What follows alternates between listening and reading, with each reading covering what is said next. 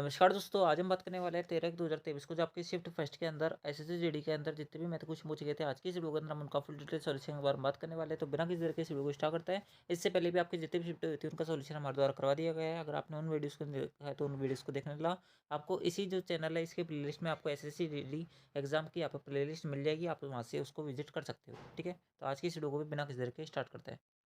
चलते हैं आपके सबसे पहले क्वेश्चन पर। सबसे पहले क्वेश्चन पूछा गया था कि यदि किसी वस्तु का जो अंकित मूल्य है उसके क्रय मूल्य से 25% अधिक है, यदि इसे यहाँ पर 6.4% के लाभ के साथ में 850 रुपये में बेचा जाता है तो उसके छूट का परसेंट ज्ञात करना है। देखो किस प्रकार सॉल्व करोगे। मान लो कि उसका जो अंकित मूल्य है वो देखो किस बार सोल्व करोगे। मान लो कि उसका जो कॉस्ट प्राइस है वो 100 रुपये है, उसका जो फाइनल सेलिंग प्राइस है वो 125 रुपये है, यानी कि उसका जो सेलिंग प्राइस है वो 125 रुपये, क्योंकि 25% अधिक है। आपसे बोला जा रहा है कि इसे फाइनल में 6.4% के लाभ के साथ बेचा जाता है, यानी कि इसका जो फाइनल सेलिंग प्राइस है वो 106.4 है। आप लोग बिल्कुल सही बात है। तो आपसे बोला जा रहा है कि छूट का परसेंट याद करो।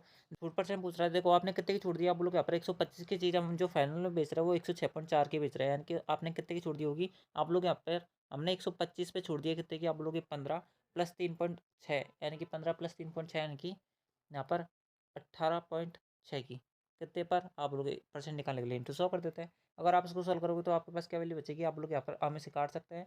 अगर काटने जाओगे तो कितनी बार कटेगा। 55 25 होते हैं, यानी कि 25 125 होता है। 50 चौका 100 होता है। अगर आप इसको काटोगे कितनी बार कटेगा। 5 के 15 होते हैं। ठीक है, कितना बचेगा। 3 6 बचेगा। 5 7 35, यानी कि 3.7 के अप्रॉक्स आएगा। अगर आप इसको सॉल्व करोगे तो कितने आएगा। आप लोग यहाँ पर 4 के 12 होते हैं। उसके बाद में 7 चौक 28, यानी कि 2.8 का अप्रॉक्स ही आएगा। अगर आप इसको सॉल्व करोगे तो 14.8 का अप्रॉक्स आ रहा है, जो कि हमारे पास किसके अप्रॉक्स है। आप लोग 15% का अप्रॉक्स है, यानी कि ऑप्शन जो पहला हो जाएगा वो करेक्ट हो जाएगा। ठीक है, अगला 3 5 और 9 का चतुर्थ अनुपात, यानी कि फोर्थ प्रोपोर्शन पूछ रहा है। कुछ नहीं करना, लास्ट की दो संख्या को इंटू करना है आपस में और जो पहली संख्या उसका भाग दे देना है। अगर आप इसको सोल्व करोगे तो 3 × 5 आएगा, जो कि 15 आंसर सेटिस्फाई करवा रहा है, यानी कि ऑप्शन जो 4 होगा वो करेक्ट होगा। अगला देखो किस प्रकार सोल्व करोगे। आपको यहाँ पर जितनी संख्या पे बार दे रखा है ना, उतनी तो संख्या यहाँ पर 9 9 की लगानी है। उसके बाद में टोटल जो संख्या उसको बनाने के लिए आपको यहाँ पर 2 जीरो लगा देना है, यानी कि जितनी संख्या पर बार नहीं लग रहा उसके हिसाब से आपको क्या लगाना है, यहाँ पर 0 0 लगाने हैं। आप लोग बिल्कुल सही बात है। और जो आपको यहाँ पर ऊपर नंबर दे रखा है, इसमें से आपको क्या करना है, वो नंबर घटाना है जो आपके यहाँ पर जिस पे बार नहीं दे रखा है, कि किस पे बार नहीं दे रखा। आप बोलोगे 45 पे बार नहीं दे रखा, तो हमें इसे घटाना है। अगर आप इसको सोल्व करोगे तो 0 को 0 बचेगा। 13 में से 4 गए तो कितना बचेगा। आप बोलोगे 9 बचेगा। उसके अंदर यहाँ पर 11 बचेगा। उसके अंदर क्या बचेगा। आप बोलोगे यहाँ पर 45 बचेगा। ठीक है, बटे में क्या आप बोलोगे यहाँ पर 999 और 00 है। एक जीरो से एक जीरो कट गया, यानी कि फाइनल आंसर कितना बचेगा। आप लोग यहाँ पर 4519/9990 क्या आंसर बचेगा, जो कि ऑप्शन पहले में सेटिस्फाई हो रहा है। अगला ये दो पार्टियां हैं जिनके बीच में चुनाव लड़ा गया। पार्टी ए ने पार्टी बी से कुल मतों का 16% अधिक मत प्राप्त किया। यदि पार्टी बी को यहाँ पर 25,200 मत मिले, जबकि कोई मत जो है वो अमान्य नहीं है, यानी कि कोई भी इनवैलिड नहीं है, तो आपसे पर बोला जा रहा है कि पार्टी बी को कितने मतों से चुनाव हार गई, यानी कि पार्टी बी को यहाँ पर पार्टी ए के मुकाबले कितने कम मत मिले, वो आपसे यहाँ पर इंडायरेक्टली पूछा जा रहा है। देखो किस प्रकार सॉल्व करोगे। मान लो कि आपके टोटल 100 वोट थे, आप इस प्रकार से मान सकते हो। आप देखो 16 वोट जो है वो ज़्यादा मिले किसको, पार्टी ए को, तो हम 16 वोट इसमें से निकाल देते हैं। अगर मैं इन 16 वोट को निकाल दूँ मतलब, तो यहाँ पर पार्टी ए के और पार्टी बी के यहाँ पर मत बराबर होने चाहिए। आप लोग बिल्कुल होने चाहिए।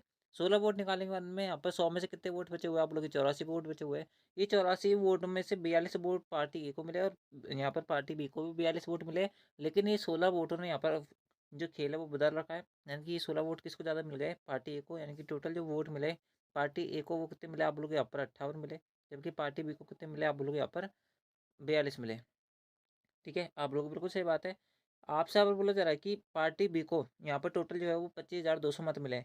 पार्टी ए को टोटल कितने, सॉरी पार्टी बी को कितने मत मिले, आप लोग यहाँ पर 25,200 मत मिले। ये कितने की वैल्यू है, 42 यूनिट की वैल्यू है। आप लोग बिल्कुल सही बात है। तो पार्टी बी को कितने चुनावों से हार गई। तो देखो पार्टी बी जो है वो कितने मतों से आ रही है, आप बोलोगे यहाँ पर 16 वोटों से आ रही है, यानी कि 16 यूनिट की वैल्यू पूछ रहा है। आप इसको सॉल्व कर लो और आपका आंसर आ जाएगा। ठीक है, अगर आप इसको सॉल्व करने बैठोगे तो 4 से काट सकते हो या फिर 42 से काट लो। ये पूरा पूरा आपका यहाँ पर 6 बार कट जाएगा। आप लोग बिल्कुल सही बात है। और 16 × 6 करेंगे तो हमारे पास कितनी वैल्यू आएगी, सॉरी यहाँ पर 600 आएगा। तो 16 96 यानी कि 96 × 100, यानी कि यहाँ पर 9600 वैल्यू आएगी, जो कि ऑप्शन 4 में करेक्ट हो रहा है। ठीक है, अगला अगला क्वेश्चन आपसे बोला जा रहा है कि यदि कोई दुकानदार 10% छूट देता है तो उसे यहाँ पर 10% का लाभ होता है। सामान्य स्थिति में यदि वह 25% छूट प्रदान करता है तो उसे कितने परसेंट का लाभ या हानि होगी, यानी कि लाभ या हानि बतानी है आपको। देखो, एक वस्तु जिसका कॉस्ट प्राइस ₹100 अगर 10% छूट प्राप्त करेगा यानी कि प्रदान करेगा तो कितने में बेचेगा उसको? आपसे यहाँ पर बोला जा रहा है कि ₹90 में बेचेगा। ₹90 में भी उसको 10% का प्रॉफिट है, यानी कि 110 की वैल्यू तो 100 की वैल्यू, यानी कि उसका फाइनल कॉस्ट प्राइस कितना पड़ेगा आप लोग यहाँ पर? इतना पड़ेगा, यानी कि फाइनल सेलिंग प्राइस यानी कि कॉस्ट प्राइस कितना है उसका यहाँ पर आप लोग 900/11 है। 900/11 की चीज़ को आपसे आप बोला जा रहा है कि यदि वह उसे यहाँ पर 25% छूट देता है, तो 25% छूट देगा तो यहाँ पर उसको यहाँ पर फाइनल सेलिंग प्राइस कितना होगा? आपसे यहाँ पर बोला जाएगा ₹75 में होगा। आप लोगों को बिल्कुल सही बात है। अगर ₹75 उसका फाइनल सेलिंग प्राइस है तो ये 900/11 से कितना कम है, कितना अधिक है, आपसे पूछा जा रहा है। देखो किस प्रकार सॉल्व करोगे 75/11, ठीक है? यानी किस प्रकार सॉल्व कर सकते हो आप? यहाँ पर 75 माइनस का 900/11 बटा 900/11 क्यों? क्योंकि आपका यहाँ पर कॉस्ट प्राइस इंटू 100 करोगे, क्योंकि आपको यहाँ पर परसेंटेज के अंदर आंसर चाहिए। आप लोग बिल्कुल सही बात है, ये जो आंसर आएगा ना वो आपके यहाँ पर नेगेटिव के अंदर आएगा और कम आएगा, ठीक है? यहाँ पर इसको इंटू करोगे तो कितना आएगा? आप बोलोगे 11×5 = 55 होते हैं, 5 10 लगे 37 77 77 5 कितने होता है? आप लोग यहाँ पर 82 होते हैं। माइनस का कितना करोगे? 900 करोगे, यानी कि ऊपर कितना बचेगा? आप लोग यहाँ पर 75 बचेगा। ऊपर कितना बचेगा? 75 बचेगा। बट्टे में क्या आप लोग 11 है, इसके बट्टे में क्या है? 900 है, इसके बट्टे में क्या है? 11 है, इंटू क्या है? 100 है। अगर आप इसको सॉल्व करोगे तो 11 से 11 कट गया, 100 से यहाँ पर 2 जीरो कट जाएंगे। 9 का भाग अगर आप यहाँ पर 72 के अंदर दोगे तो कितनी बार जाएगा? आप लोग यहाँ पर 8 बार जाएगा, ठीक है? यानी कि 8 पॉइंट का अप्रॉक्स आएगा और ये आनी होगी क्योंकि हमारा नेगेटिव के अंदर आंसर आया था, यानी कि इसको जब मैंने इससे इंटू किया था ना तो यहाँ पर कम वैल्यू आई थी 900 से, यानी कि नेगेटिव के अंदर आंसर है, यानी कि 8.33% की उसको क्या होगी? लॉस होगी, आनी होगी। अगला क्वेश्चन आपसे बोला जा रहा है कि पहली और दूसरी मिश्र धातु में तांबे और सोने का जो अनुपात है वो यहाँ पर 3:4 है और 2:5 है। पहली के 14 किलो, दूसरे की 21 किलो में मिलाया जाता है। तो आपसे पूछा जा रहा है कि दोनों नए मिश्रण में यहाँ पर तांबे और सोने का अनुपात क्या होगा? देखो क्या करना है आपको, यहाँ पर इन दोनों को रेशियो में कन्वर्ट कर देना है, क्योंकि हम रेशियो के अंदर आंसर पूछ रहा है। तो अगर मैं इसको रेशियो के अंदर कन्वर्ट करूँगा तो ये 2 बार कटेगा, 3 बार कटेगा, यानी कि पहली मिश्र धातु को हम 2 के रेशियो में मिला रहे हो, दूसरी मिश्र धातु को हम यहाँ पर 3 के रेशियो में मिला रहे हैं। अगर बात करें इनके टोटल रेशियो की तो यहाँ पर इसकी वैल्यू आ रही है 7, इसकी वैल्यू आ रही है 7, तो हमें क्या करना है ऊपर नीचे इसको 2 से इंटू करना है, इसको यहाँ पर 3 से इंटू करना है। क्यों? क्योंकि हमें यहाँ पर ये जो मिक्सर बनाना है ना वो हमें 2:3 में मिलाना है। आप लोगों को बिल्कुल सही बात है। अगर आप इसको काटने के बारे में बात करेंगे तो यहाँ पर 3 दूनी 6 हो जाता है। उसके बाद में यहाँ पर कितना आएगा? आप लोग के 4 दूनी के 8 आएगा, यहाँ पर कितना आएगा? 3 दूनी के 6 आएगा। उसके बाद में यहाँ पर कितना आएगा? आप लोग के 5 से 15 होगा। अगर आप इसको सॉल्व करोगे तो 12 आ जाएगा। 15 8 कितने होता है? आप लोग के 23 होता है, तो 12:23 करेक्ट आंसर होगा, जो कि ऑप्शन दूसरे में है। अगला अगला क्वेश्चन आपसे बोला जा रहा था कि सोहन ने 20% वार्षिक ब्याज दर से चक्रवृद्धि ब्याज पर धन उधार लिया। ब्याज का संयोजन वार्षिक रूप से किया जाना है यदि उसने यहाँ पर 3 समान किस्तों में इसको चुकाया, यानी कि जो उसने पैसा लिया था, अमाउंट जो लिया था कर्जे पे, उसने यहाँ पर उसको 3 समान किस्तों में चुकाया। यदि प्रत्येक किस्त का जो भुगतान है वो प्रत्येक वर्ष के अंत में किया जाना है। यदि प्रत्येक किस्त की जो राशि है वो 12,500, तो आपसे यहाँ पर बोला जा रहा है कि सोहन द्वारा यहाँ पर उधार ली गई राशि कितनी है? देखो किस प्रकार सॉल्व करोगे। मान लो कि उधार यहाँ पर सोहन ने जो यहाँ पर, देखो सबसे पहले आप इस क्वेश्चन को सॉल्व करने का सबसे ईजी मेथड बताता हूँ। देखो यहाँ पर 20% क्या है? रेट ऑफ इंटरेस्ट है। तो आप 20% की क्या करो? फ्रैक्शन वैल्यू बनाओ। सबसे पहले आप बोलोगे यहाँ पर कितनी बनेगी? 5 1/5 बनेगी, यानी कि अगर उसने 5 प्रिंसिपल लिया हुआ होगा ना तो उसको 6 यहाँ पर फाइनल जो 1 साल बाद क्या करना पड़ेगा? पे करना पड़ेगा। आप लोग बिल्कुल सही बात है। आप चूंकि किस्त का है ना तो किस्त के अंदर जितने साल के लिए यहाँ पर किस्त दे रखी है ना उसका स्क्वायर करते चलो यहाँ पर। अब जैसे दूसरे साल के लिए यहाँ पर इसकी किस्त क्या बनेगी, यानी कि इसका जो अमाउंट होगा वो 5 का स्क्वायर होगा और जो किस्त बनेगी वो 6 का स्क्वायर होगा। और यहाँ पर 3 साल के लिए किस्त कितनी बनेगी? आप लोग की 5 का क्यूब और 6 का क्यूब बनेगा। आप लोग बिल्कुल सही बात है, यहाँ तक क्लियर है। उसके बाद बोला जा रहा है कि किस्त की जो राशि है वो समान है। अब चूंकि किस्त हमारी ये वाली है तो किस्त तो हमारी यहाँ पर समान नहीं हो रही, तो हमें इसको समान बनाना पड़ेगा। अब 6 के क्यूब यहाँ पर दे रखा है ना तो आपको यहाँ पर इसको 6 से इंटू कर दो और यहाँ पर 6 के स्क्वायर से इंटू कर दो। इसी प्रकार से अगर यहाँ पर 6 के स्क्वायर से इंटू करा है तो यहाँ पर भी करना पड़ेगा और यहाँ पर भी करना पड़ेगा। आप लोग बिल्कुल सही बात है। तो आपकी किस्त कितनी बन जाएगी? आप लोग की एक किस्त बन जाएगी हमारे पास 216 की। और आपका यहाँ पर प्रिंसिपल जो बनेगा वो कितना बनेगा? 6 का स्क्वायर 36 × 5 यानी कि 180, तो ये बनेगा। यहाँ पर नीचे बनेगा 25 की 150 ये बनेगा। उसके अंदर 5 का क्यूब 125 से बनेगा। अगर आप सबको जोड़ोगे तो कितना आ जाएगा? आप लोग यहाँ पर 5 बनेगा आपके पास। उसके अंदर कितना बचेगा?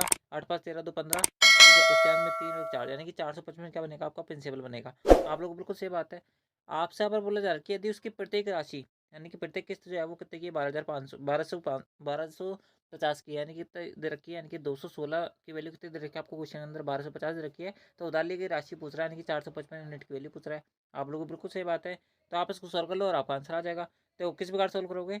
यहाँ पर इसको काटोगे, ठीक है? 216 से अगर 455 के अंदर भाग दोगे तो 2 बार तो पूरा जाएगा, यानी कि 2 पॉइंट का अप्रोक्स आंसर आएगा। यानी कि 2 से कहीं ना कहीं थोड़ा सा ज़्यादा आएगा, कम नहीं आएगा। अगर बात करें ऑप्शन की तो दोस्तों आपका 4800 तक तो ये पहुंचना है सर, क्योंकि 12 दूनी 24, 2400 मैक्सिमम आ जाएगा। मैक्सिमम टू मैक्सिमम यहाँ पर 3 बार कट जाएगा। इससे ऊपर तो जो कटेगा नहीं, लेकिन ये 3 बार कैसे भी नहीं कटना। 250 ऊपर ही वैल्यू नहीं आनी इसकी, तो यहाँ पर 4800 4600 वाले तो आंसर होने से रहे। अगर मैं 1250 इंटू 2 भी करूँगा तो मेरे पास कितनी वैल्यू आएगी? आप लोग यहाँ पर 12 दूनी 24 और 25 2 50, यानी कि आएगी 2500 के अप्रॉक्स।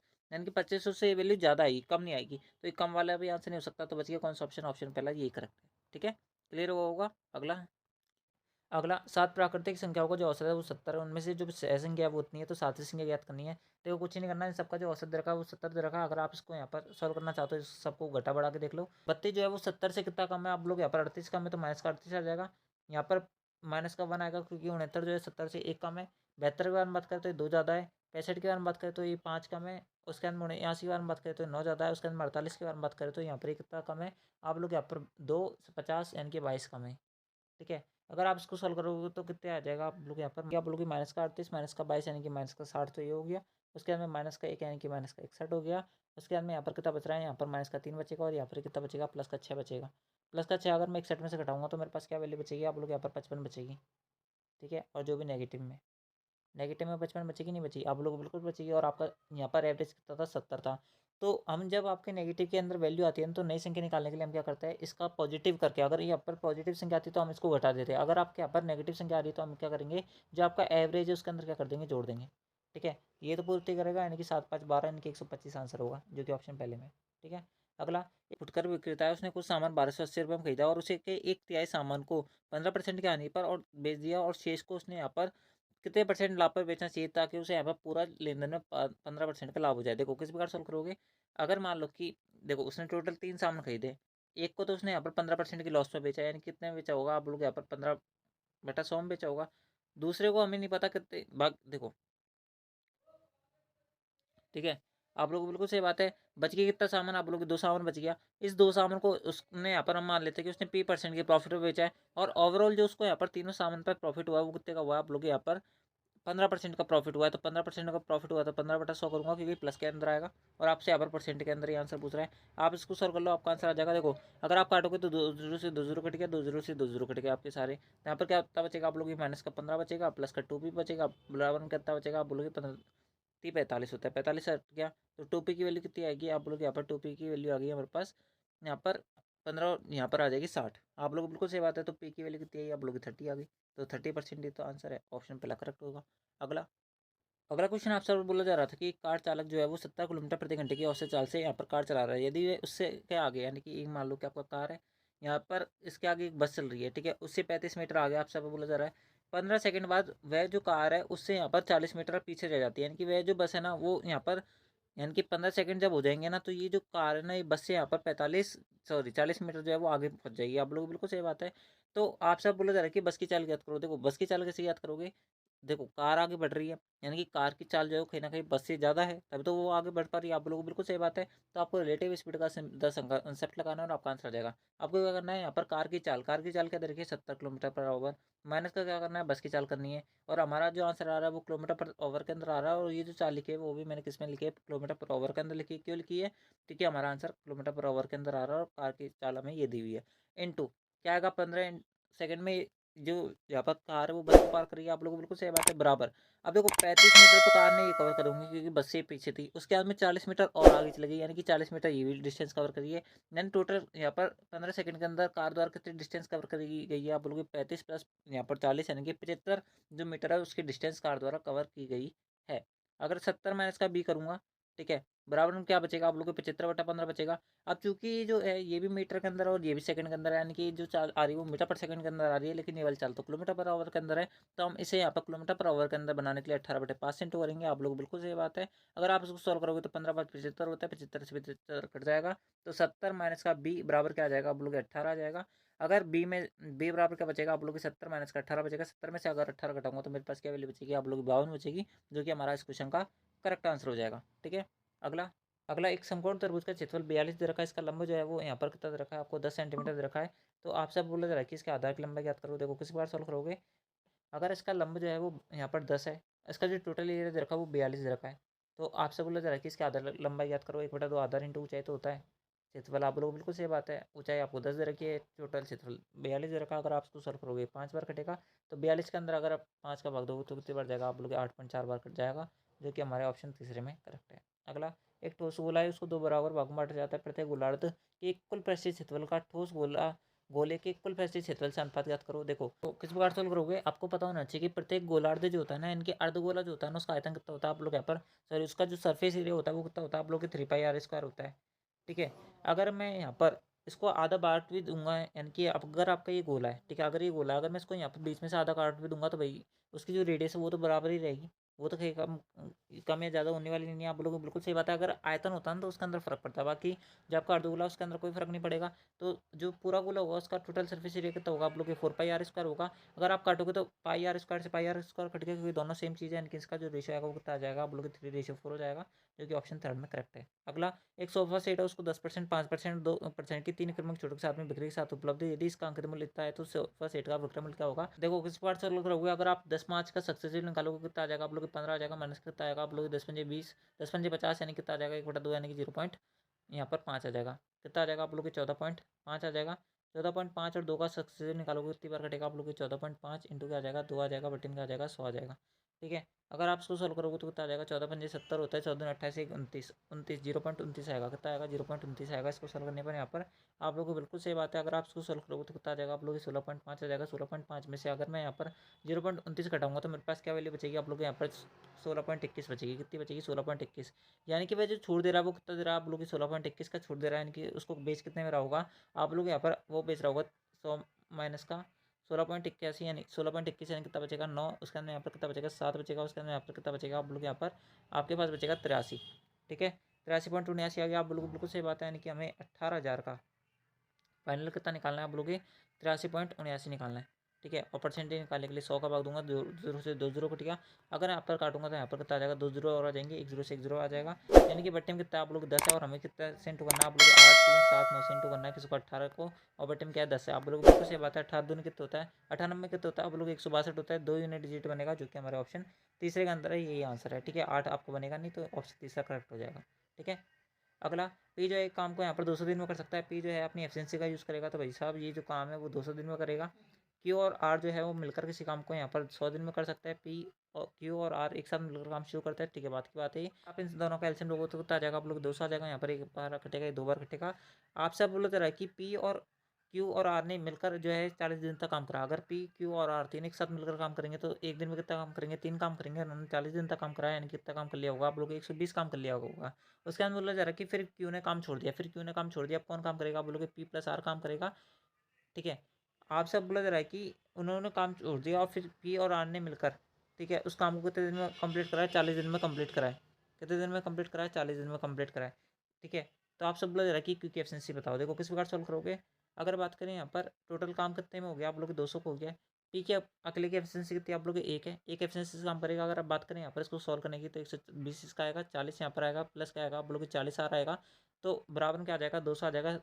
120 प्लस 40 160 आएगा, और 60 को अगर मैं 200 में से घटाऊंगा तो कितनी बार कटेगा आप लोग 40 बार कटेगा, यानी कि 40 आर की वैल्यू फाइनल कितनी बच गई आपके पास यहाँ पर 40 बच गई, यानी कि आर की वैल्यू कितनी आ जाएगी आप लोग एक आ जाएगी। आर की एफिशिएंसी अगर एक है और पी और क्यू प्लस आर की एफिशिएंसी कितनी है 2 है, तो यानी कि क्यू की भी एफिशिएंसी कितनी रही होगी आप लोग एक की एफिशिएंसी रही होगी। एक की एफिशिएंसी से 200 काम करना है तो उस काम को कितने दिन में कंप्लीट करेगा आप लोग 200 दिन में कंप्लीट करेगा, यानी कि ऑप्शन जो पहला होगा वो करेक्ट होगा। अगला, 256 और 484 का माध्य अनुपात, यानी कि मेन प्रोपोर्शन पूछ रहा है, कुछ नहीं करना, रूट के अंदर ले लो दोनों वैल्यू को और इनटू सॉल्व कर लो। ठीक है, 484 जो है वो 22 का स्क्वायर है और ये 16 का स्क्वायर है। 16 बार ले लो, 16 दूनी 32, 2 यूनिट डिजिट बनेगा, 16 दूनी 32, 3 आंसर लगी, 16 दूनी 32, 3 35, यानी कि ऑप्शन पहला करेक्ट है। अगला, शांत जल में एक नाव की जो चाल है वो 9 किलोमीटर प्रति घंटा है, जबकि धारा की चाल जो है वो 1.5 किलोमीटर प्रति घंटा है। ओके, आप सब बोला जा रहा है कि यदि एक आदमी नाव से यहाँ पर 100 किलोमीटर 105 किलोमीटर की दूरी एक स्थान पर जाता है और फिर अपने प्रारंभिक स्थान पर वापस लौटता है तो उसके द्वारा लिया गया टोटल टाइम कितना है। देखो, अगर वह यहाँ पर एक ए से बी जा रहा है तो पहले धारा की अनुकूल दिशा में गया होगा, फिर धारा की प्रतिकूल दिशा में आया होगा, या फिर ऐसे मान सकते हो कि आया धारा के अनुकूल दिशा में होगा, जा जो रहा है वो धारा की प्रतिकूल दिशा में जा रहा है, तो आप अपनी मर्जी से मान सकते हो। वैसे दोनों प्लस करना है एंड में तो कोई फर्क नहीं पड़ेगा। अगर शांत जल में नाव की चाल एक्स की वैल्यू अगर आपको इधर रखी, वाई की वैल्यू इधर रखी, तो एक्स प्लस वाई यानी कि जो डाउन स्ट्रीम की वैल्यू होगी वो कितनी होगी आप लोग 9+8 यानी कि 10.5 आएगी।